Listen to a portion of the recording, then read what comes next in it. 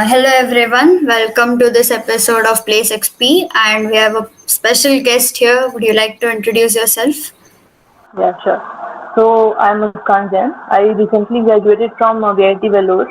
I was from the Electronics and Communication branch. There's this first class of programming with Python in our first semester. That sparked my interest in coding.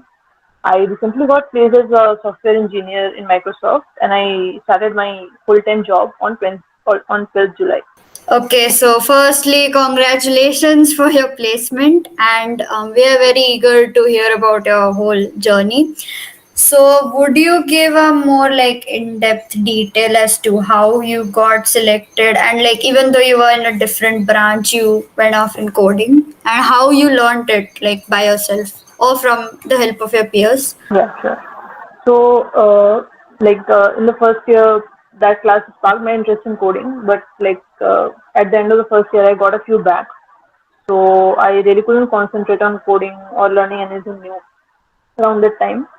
Around the end of second year, I cleared all my backs, and one of my friends introduced me to data science. I really liked maths, and I had an interest in coding. So data science kind of combines both maths and coding. So they got really interested after that. And then around third year, companies started coming for internships. Now I had no idea because I absolutely had no contact with seniors from my college and all. So I had no idea. Microsoft came on the campus and went away. I didn't even know they came and went. So after that, I started sitting for placements. Basically, I couldn't qualify for any of the internship rounds and all. Then the pandemic came. It was around this time I seriously started coding between the break in the break between third and fourth year. So after that placement started and I just kept practicing and all. Basically, all of my preparation has been through online courses, GFG, Lead Code, YouTube channels. So that's it. That is actually impressive to hear. Okay, so how many levels were there in the whole interview process which you went through? And like, Uh, how did you prepare for it? Yeah, so basically, what happened was I got MTA certified, Microsoft Technology Associate, programming with Python course. I got certified in November, around November 2020. So in January, towards the end, there was a tech conference, a women's tech conference, Women in Tech. So uh, a lot of girls from the college attended that because the placement office had sent a mail asking us to attend the conference. After a few days, I received a mail from them. The mail asked me to apply for a particular job ID, and I had to fill my details in a Microsoft form. So I don't know, not everyone got the mail. Only a few people got the mail. A few girls got the mail. It was women in tech hiring. So after that, there was a coding round. I think around 100 or 150 girls qualified, from what I know. Then there was a hackathon which went on for around 48 to 72 hours. Then basically in this hackathon, I had to develop a web app. There were five themes regarding women's safety, women's health conditions and all. So I had to pick up a theme and develop a web app. Now I had never developed a web app before. So we had been assigned a mentor. So with this mentor, I was very honest. I was very honest. I told him that I have never developed a web app before, but I kind of somehow ended up doing it. I completed it with the documentation. There was we had to record a demo video. We had to record a pitch video. I completed it within 2.5 days. And after that, there was a interview round which focused on the hackathon itself. Then there was a tech interview round which was about coding questions and resume and all. Then there was another tech round which was also just coding questions and a few kind of behavioral questions. Then there was a final HR discussion where they gave me the news that I have been selected and they discussed my salary and everything. So it was around 5 to 6 rounds. So, along with you, like the number of students that got the mail, amongst all of you, how many of you actually like cleared the like interview and got placed? What was the This is a, ratio? yeah, so this was actually an off-campus hiring. So I really have no idea. Uh, like I seriously have no idea. But like in the hackathon round, there was a kind of a meetup, and I saw around 150 girls were there, 100 to 150 girls were there. So I guess after that maybe 30, 40 people qualified. So like when like you did CS on your own and like you cracked the interview, so what are the tips that you would give someone who is about to go for an interview, whether it's on campus or off campus, regardless of Uh, their branch? Yeah. So basically, the both the processes differ a lot on campus and off campus. On campus, mostly would get over within a day. It's very hectic, and you have to give interview after interview. You will get calls within 2 or 3 hours and something like that. For off campus, you have to wait for many days. So patience also plays a very big kind of role there. Basically, one should focus on coding. Like DSA should be strong. Not saying everyone has to be a competitive coder or something. Like if you like it, it's obviously great. But yeah, your DSA should be strong, all the fundamentals and everything. Then the CS fundamentals like OS, computer networks, DBMS. If you are coding in C++, then you should know the basics of C++. Then and also you should know object-oriented programming. So basically, these things will be asked again and again. And if you have mentioned something in your resume, you should know it. And another thing is, for me, I had given so many interviews by the time I sat for Microsoft interview. I wasn't very nervous, and I also already had a super dream offer from campus in hand. So it kind of helped. So I didn't get too much nervous. And also, if you are coding, communicate your strategy to the interviewer. That really helps because if you're going somewhere wrong, they will tell you. Most of the people will tell you. And communicating helps. Don't be nervous. And yeah, so like that's it. Okay, so what are your views on participating in like coding related clubs and all? I wasn't really a part of any of the clubs or chapters, so I really can't comment on that. But a few of my friends were, and they learned a lot. So it really depends on how you utilize the opportunity. What are your tips on like building like the most ideal and perfect resume? I really don't know if my own resume is perfect. So yeah, but yeah, obviously I can give a few tips. So initially I started with very bad resumes. There were empty spaces and everything. So the thing is, the resume should be properly formatted. Like there should be one single format that you should follow for headings, and one single format that you should follow for everything in between. It should not be cluttered and all.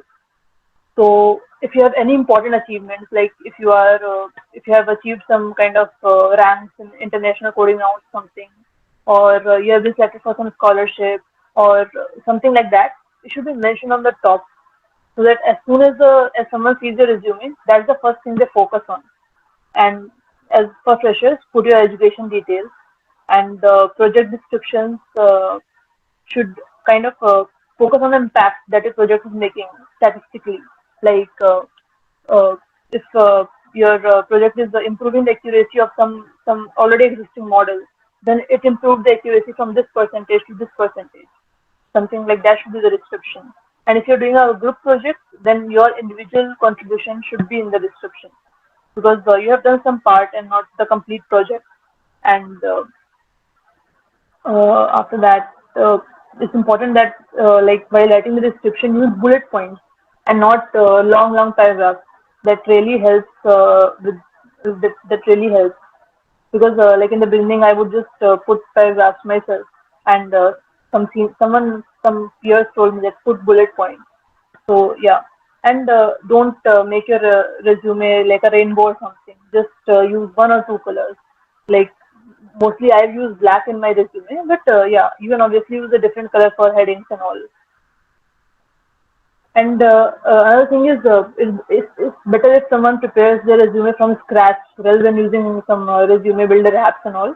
So there are a lot of good resume templates. Use them and build your resume from scratch.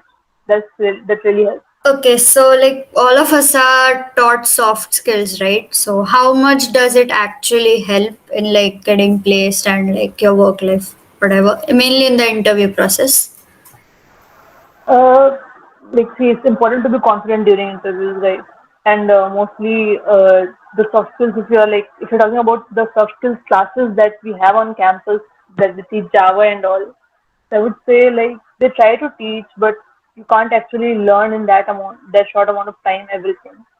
So yeah, like listening is very important. If you are there and the interviewer is telling you something, it's important that you listen to them. You can't just like go off fire and like if you're listening to them, you will obviously perform better because you would know where you are going wrong and everything. Then I told you like communicating helps. Be confident. And also another thing is uh, especially for like EC people and other branches, if you're aiming for a coding job, so initially, you won't get a lot of chances to sit for a placement. Like around, I didn't get to sit in companies for around a month. It was in August that I finally got to sit in. I finally got to sit for the first round itself. So yeah, so like it can take a kind of toll. Like mentally you can be in a bad place. So it's important that you just don't take those rejections personally, and especially if you're not even reaching the interview round, then it's no use taking those rejections personally. If you're reaching the interview round, then just try to kind of incorporate whatever they're telling you. If you are able to find out, mostly in on-campus placements, they won't tell you what is going wrong with you or like what you could have done what you could have done better to improve your chances. You have to kind of know it on your own. So yeah, so it's like you have to keep a good frame of mind the whole year. Like, how would you like give tips on maintaining a good CGPA, and how much does the CGPA in reality affect like in your placements? GPA matters a lot. I like my seniors told me it doesn't matter and all, but it really matters a lot because initially many a times it would happen. Like I told you, right? I got to sit in August, but a few people who were 9 pointers, they got to sit before as well. So having a CGPA of 8.5 or above, that is really, really great. And you would get most of the chances. And even if you don't get some chances, it doesn't really matter. So if you have a CGPA of 8.5 or above, it's really great. And like I maintained that CGPA. So basically for me, I got 5 backs from my first year, so the second semester. I got 5 backs. So CGPA took a hit there. But then after that, I basically like took 8 or 9 subjects in every semester. So I won't have any subjects. I won't have much subjects by the time placement started. And I had like one subject in my seventh semester. One subject. So basically, sometimes if you're finding some subject interesting, try to uh, try to like get an S or an A in that particular subject. Or I know it's like online classes are going on, but like when for a physical classes are going on, I would kind of focus on certain subjects and I would attend their classes properly. For the rest, I would kind of bunk or keep a 75% attendance. Otherwise, I would focus on some classes so that it doesn't get hectic at the end. I would like start preparing a week before for the exam. Facts, not like cats. I didn't prepare a week before. For facts, I would prepare a week before. And most importantly, quizzes, DAs, labs, projects, complete them. If you're completing them, there's a very good chance you would get a B or above grade. And like that's enough. So yeah, so CGPA does matter. Do they look at the like overall average, like overall CGPA of the 4 years, or like mainly fourth year CGPA No, before they like prioritize stuff? no. They look at the overall CGPA only. Because like there was not even a single place where I was rejected because of my backs and all. So yeah, so they look at the CGPA of all the 4 years. So like, would you give any tips to juniors like myself, and like with even if you had backs, like the you made it, so like that's actually very inspiring. So what tips would you give to juniors? Basically, yeah, we have to. It's not like should not just get lost in coding. There's some kind of development also you should do. Like just pick up one branch.